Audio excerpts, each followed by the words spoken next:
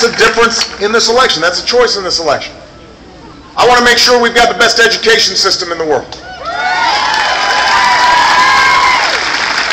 I want to make sure that local school districts can hire more teachers, especially in math and science. I want to make sure that 2 million more people can go to community colleges so they can get trained for the jobs that businesses are hiring for right now.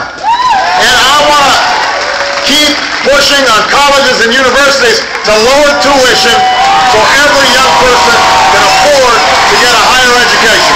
That's a choice in this election.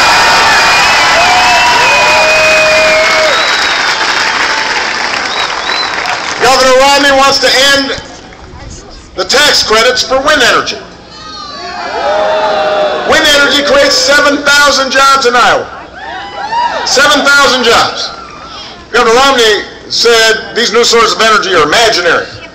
Congressman Ryan said they're a fad. Those 7,000 jobs aren't a fad. They're our future.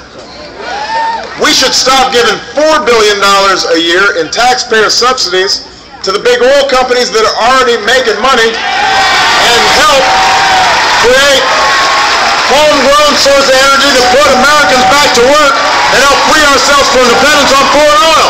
That's a choice in this election.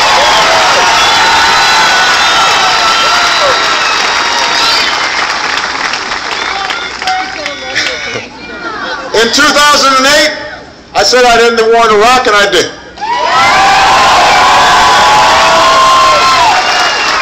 I said we'd refocus attention on Al-Qaeda and bin Laden, and we did.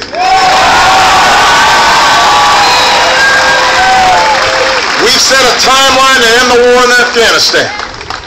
All this was possible because of incredible men and women in uniform like Amanda.